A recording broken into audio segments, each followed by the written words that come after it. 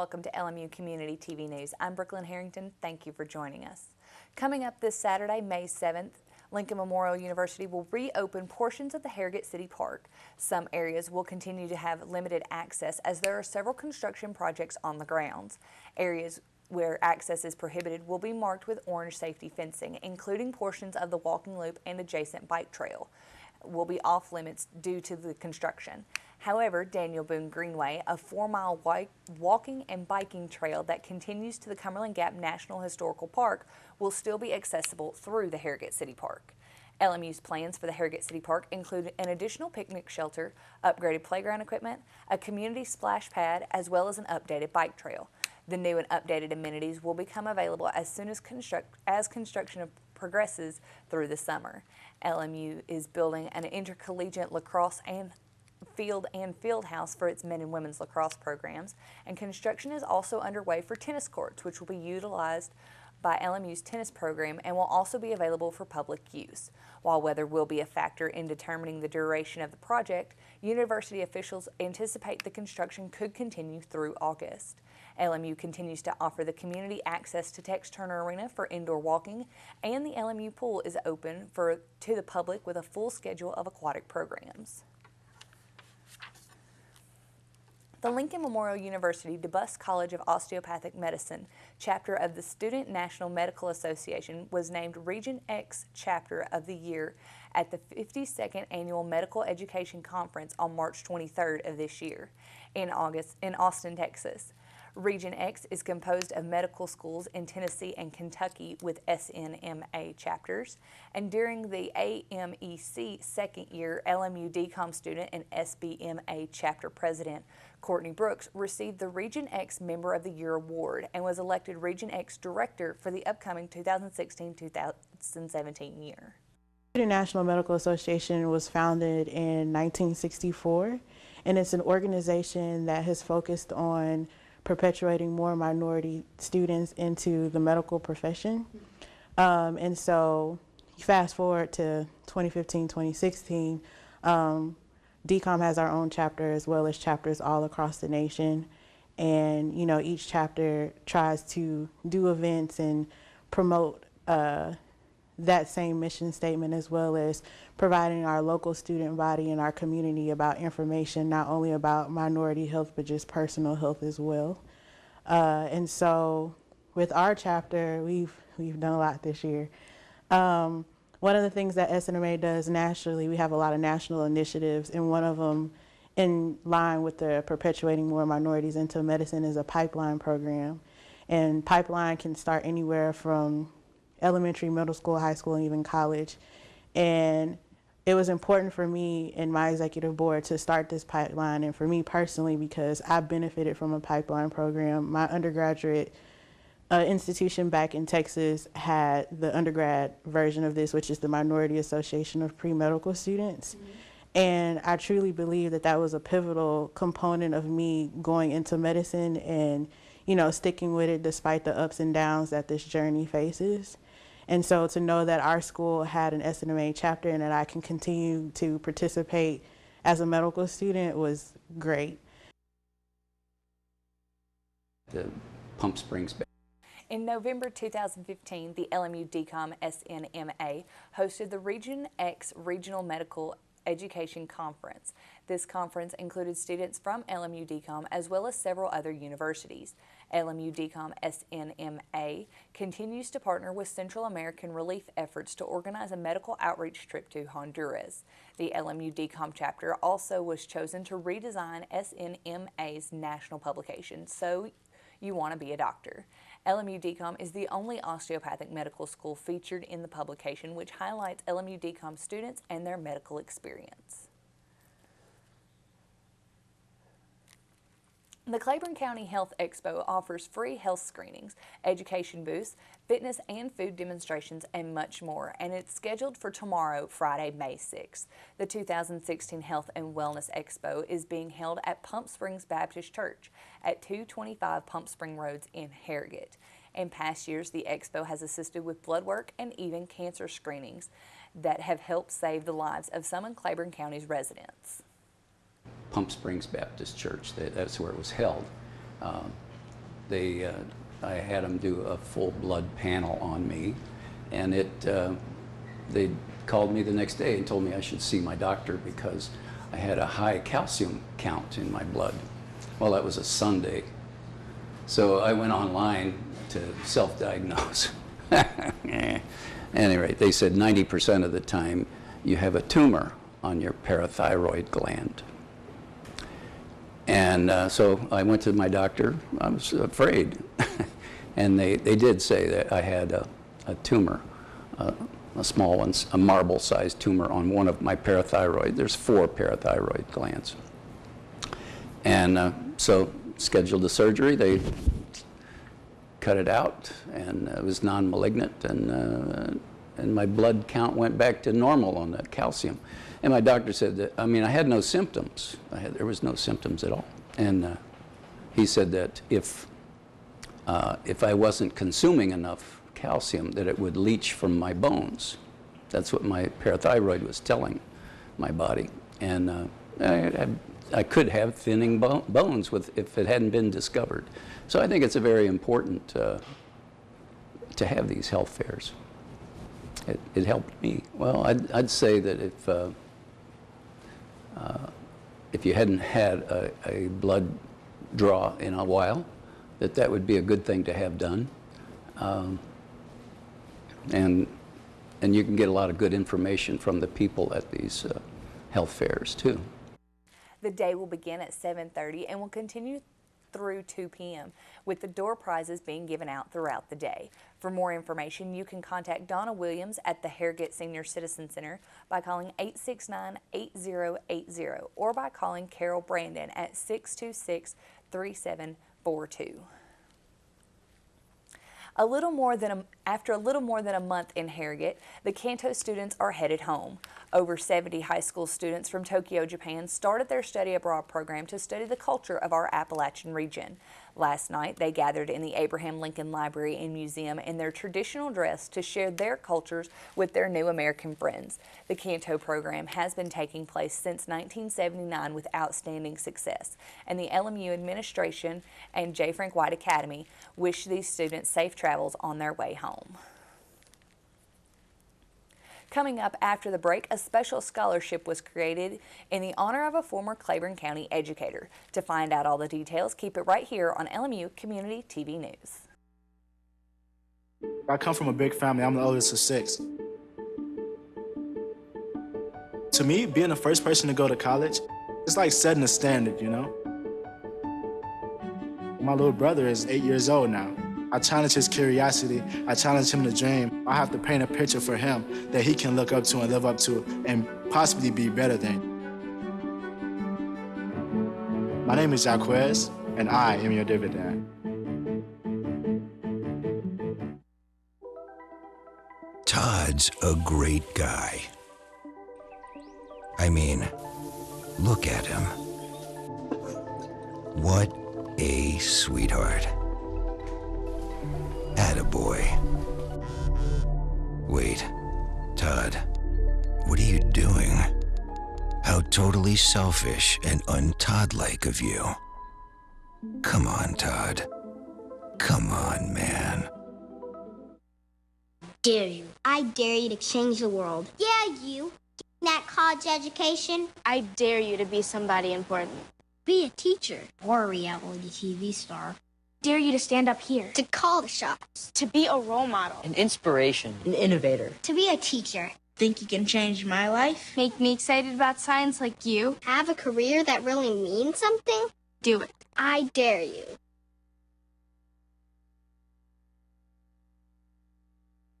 Hey, look, it's those guys.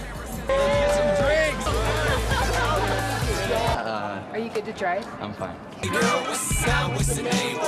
How many did you have? I should be fine. You should be. You go and step out of the vehicle for me? See ya, buddy. Good luck. So turns out, buzz driving and drunk driving, they're the same thing, and it costs around $10,000. So not worth it. It's that time of year again. Seniors across campus are preparing for graduation ceremonies and getting ready to take the next step in life. Commencement dates have been announced and are as follows. Undergraduate commencement will be held May 7th at 10 a.m. DCOM commencement will be held on May 14th at 10 in Tex Turner Arena, followed by the J. Frank White graduation at 1 p.m. in Duke Hall. The PA White Coat ceremony will take place on June 25th, but a time for the ceremony has not been determined. During commencement, all graduates and families must park in the front upper parking lot of Tex Turner Arena. The campus shuttle will run to transport guests from various parking lots on campus directly to the front doors, but that schedule has not yet been announced. Faculty and staff, along with those needing handicap parking and the platform party, will park in the back lower parking lot of Tex Turner Arena. You must present your faculty staff identification in order to park behind the arena. Stay tuned to LMU Community TV News for updates on all the commencement ceremonies and schedules. The Lincoln Memorial University Police Department and Security Department recently released a personal safety plan that spans across the entire campus. The Safety Awareness and Person Protection Plan covers protocols such as programming your cell phone to speed dial 911 and also include LMU's Police Department public safety number. To explain more about the personal safety plan, here's Lieutenant of the Lincoln Memorial Police Department, Jamie Snow. Personal safety plan will have contact numbers for folks to be able to get hold of our security department, of course.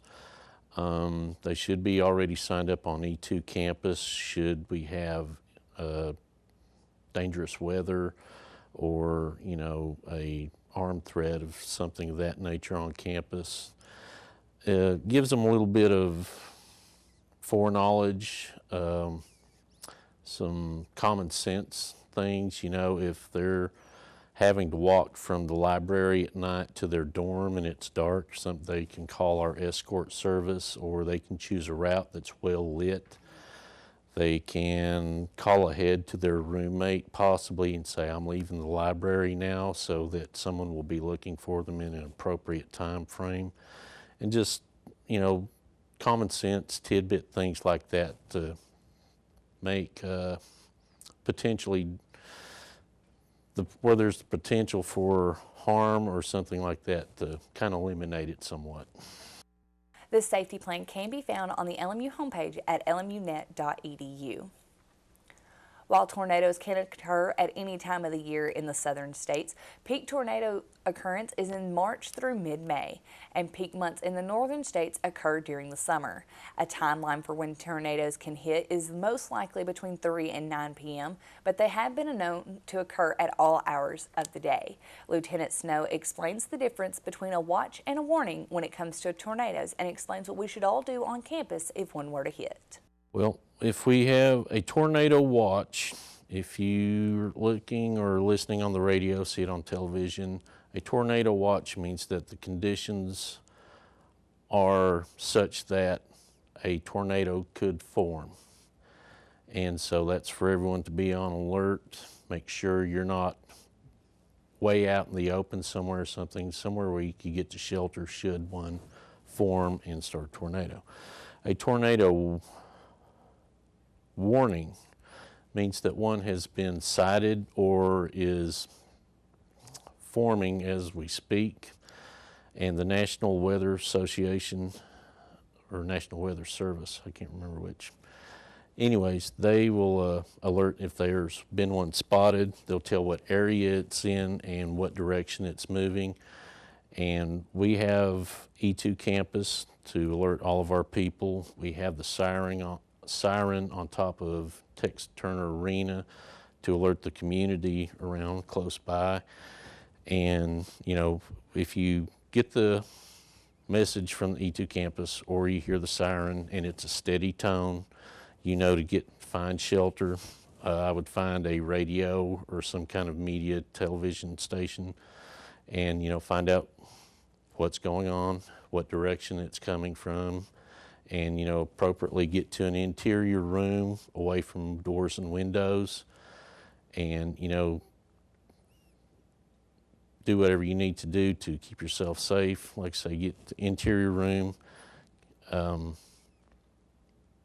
know, possibly if you feel it, need to, you know, grab a mattress or something, put over you, keep yourself safe, and wait until you all clear. If it has not affected your building, then safely leave the building. If a tornado has hit the building you're in and you're not badly injured and you can safely move, try to leave that building as best you can. But if you have like live wires and things like that of that nature, wait until help comes. You can call our dispatch, or you call 911, tell them your location, what your condition is. And if you can't get to a phone, if you're trapped or hurt, stay in place, because we're going to be looking everywhere. All emergency services will be. But if you hear someone, try to yell, scream, maybe throw an object if you can, to alert someone that you're in that vicinity where we can come get you.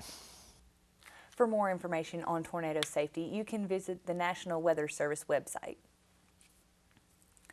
The Claiborne County chapter of the Lincoln Memorial University Alumni Association has established the Janet S. Barnett Memorial Scholarship to be awarded annually to a graduating senior from Claiborne High School. Bernard was a lifelong educator who graduated from LMU in 1973 and who served in Claiborne County schools for 38 years. Bernard is survived by her husband Lynn, who is also an educator in Claiborne County, and their daughter Danielle, who is a general and trauma surgeon in Memphis. Bernard's passion in education was reading, and she mentored many Claiborne County teachers and was beloved for how freely she gave her time, talent, and expertise to her colleagues. Sarah Blankenship of New Tazewell will enter LMU as a freshman in August and was awarded the inaugural scholarship during LMU's annual Student Awards and Recognition Program. Blankenship will graduate from Claiborne High School in May, and Lynn Bernard was on hand for the presentation along with LMU Director of Alumni Services, Sheila Cosby. Contributions to the Janet S. Bernard Memorial Scholarship Fund may be made by contacting the Division of University Advancement at LMU. For more information, contact Frank Woodward at 423-869-6351. New students are not the only new faces that will be on the campus come time for the new school year to start. Lincoln Memorial University announced that in July of this year, they're going to launch the pilot program to allow pets in 2 of the residence halls on campus. Dr. Jonathan Leo, Vice President of Student and Enrollment Services, said, "This is a tremendous privilege that we are excited to provide for graduate and professional students. LMU is joining a small fraternity of institutions in higher education that recognize the benefits of animal companionship." The pilot program will span 2 academic years and will allow graduate and professional students who reside in Mars and Lee Hall to keep 1 pet per student. The pets are limited to dogs under 80 pounds, cats, and small pets including rabbits, fish, small birds, ferrets, chinchillas, rats, hedgehogs, hamsters, sugar gliders, gerbils, guinea pigs, iguanas, and bearded dragons. Students in the College of Veterinary Medicine will receive first priority, and the students in the program will have to pay a $150 registration fee, which includes the vet assessment and LMU pet ID and flea treatment for the buildings. LMU will also be providing a fenced-in area for pets to play.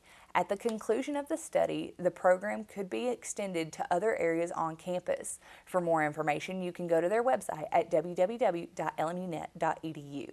Now stay tuned after the break for Brandon Burke's update in sports, and Joseph Lewis will tell us what to expect from the cinematic universe this weekend. That's all coming up next on LMU Community TV News. You think getting dumped by text is harsh? Try getting dumped by a tennis ball. My ex-owner drove me out to the woods, yelled fetch, and by the time I brought the ball back, he was gone. Yeah, I was pissed. But the folks at the shelter helped me let go of my anger. I learned coping skills, like taking it to the hole. Boom! Now I'm ready to fetch again. But how about I throw and you run and get it?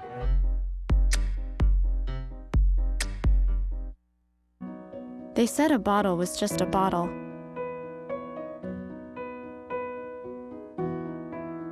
That no one would ever notice me.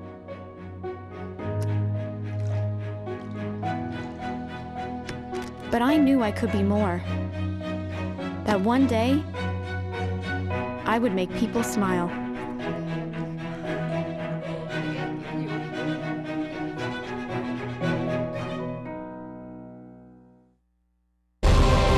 College.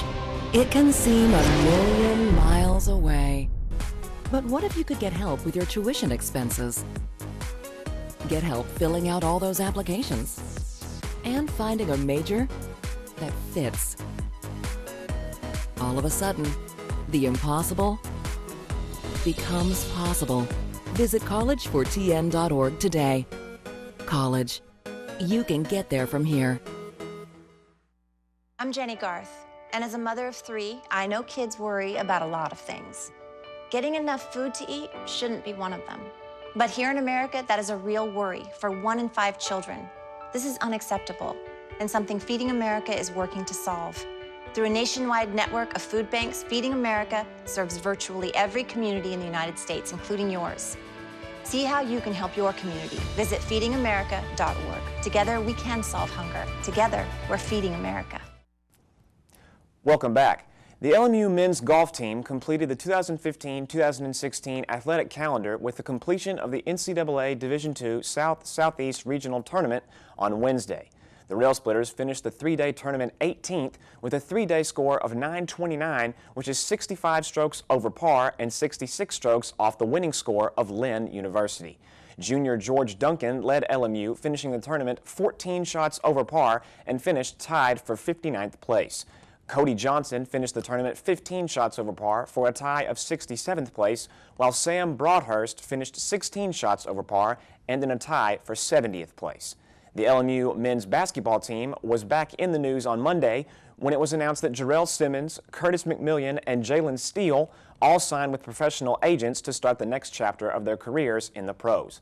They follow other former players such as DeMario Curry, Desmond Johnson, Brandon Armstrong, Vincent Bailey, Lorenzo Ross, and Keenan Peterson, who have all went pro after playing for Coach Josh Schertz at LMU. Simmons, McMillian, and Steele will find out where they are playing later in the summer. There is another head coaching job available on the high school level as Tommy Ruiz resigned from Union County Monday afternoon. Ruiz was only at Union County for 1 year and went 0-10 last season. The Patriots only scored 13 points last season, which was filled with injuries. No interim coach was named by Athletic Director Shane Brown because Coach Ruiz had no assistant coaches helping him in the spring. Brown told the Knoxville News-Sentinel that he would like a coach in place by the end of the school year, which is May 19th. Union County now joins Claiborne High School as the schools in the area looking for a head coach after Claiborne decided not to retain Jerton Evans late last week. The Blue Ridge Athletic Conference baseball tournament will be held in Harrington, Tennessee this season at the Lamar Hennon Field on campus. The tournament starts on Friday with 2 single elimination games. 4th-seeded Cumberland Gap will face 5th-seeded West Green at 5 p.m. The winner will take on top-seeded Greenville on Saturday at 5 p.m. The second game on Friday will see 3rd-seeded Granger take on 6th-seeded Claiborne at 7:30. The winner of that game will face 2nd-seeded Chucky Doak at 7:30 p.m. on Saturday night. The Tennessee Smokies are at home this weekend as they complete their series with the Mississippi Braves. The Smokies dropped Game 1 of the series on Wednesday, 87, after the Braves scored on a wild pitch in the top of the 9th inning. The game on Thursday, Friday, and Saturday are scheduled to start at 7:05, with the Sunday finale scheduled to start at 2:05. The Smokies are scheduled to be in Montgomery, Alabama next week for a series with the Biscuits. That's all for sports this weekend, but stay tuned as Joseph Lewis will be here after the break to let you know about movies being released to the big screen this weekend when we return to LMU Community TV News.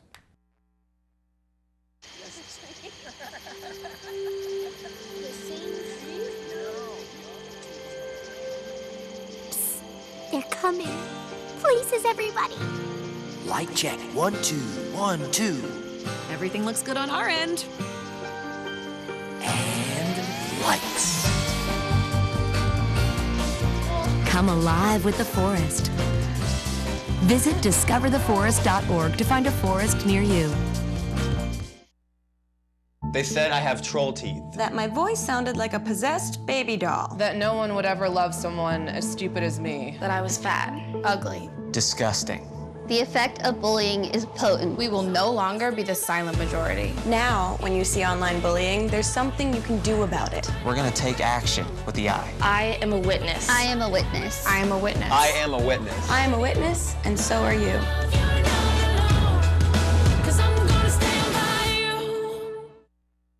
This is the story of a boy who is very sensitive to lights and sounds.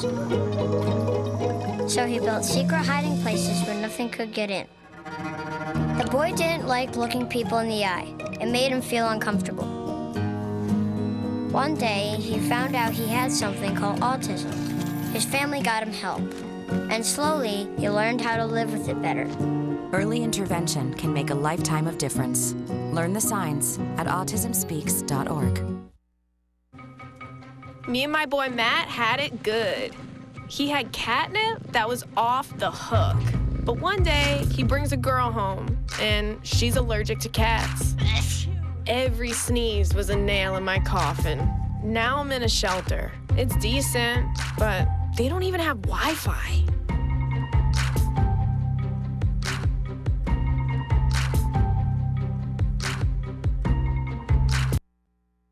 Hello, I'm Joseph Lewis, bringing you all the latest information in the world of movies. Coming to theaters this weekend after years of hype, build-up, and anticipation is Captain America: Civil War, the third and final installment in the Captain America franchise that, in addition to acting as the culmination of the story of Steve Rogers as detailed in The First Avenger and The Winter Soldier, is positioned as a large-scale Avengers-esque team-up film in its own right. When a global political agreement presents the threat of any and all superhumans being registered and monitored by world governments, the heroes of the Marvel Cinematic Universe are split into two factions. Captain America, disillusioned by the backdoor politicking of his country and of S.H.I.E.L.D., leads one side, while Tony Stark, feeling personally responsible for destructive activities of the past as Iron Man and feeling the necessity for more control, leads the other. Team Iron Man is made up of Stark's old pal War Machine alongside Black Widow, The Vision, and Marvel newcomers Black Panther and Spider-Man, whereas Team Cap is comprised of Hawkeye, Falcon, Sharon Carter, Ant-Man, Scarlet Witch, and most importantly, Bucky Barnes, aka the Winter Soldier, Steve's vulnerable, brainwashed best friend from their World War II days whose protection and safety lies at the center of this superheroic conflict. Civil War is helmed by Winter Soldier directors Anthony and Joe Russo, and with wildly positive reception from fans and critics from preview screenings, the film seems destined to be one of Marvel's biggest and best cinematic achievements yet. Captain America: Civil War is opening to no other box office competition, and it can be seen in theaters nationwide starting this Friday, May 6th, and as always, but particularly in this case, be sure to check your local listings for special Thursday night screenings in the area. That's all for today in the world of movies. I'm Joseph Lewis. And that's going to do it for this week's LMU Community TV News. I'm Brandon Burke. Thank you for joining us. We will see you on Monday. For everyone here at LMU Community TV News, I'm Brooklyn Harrington. Have a great weekend.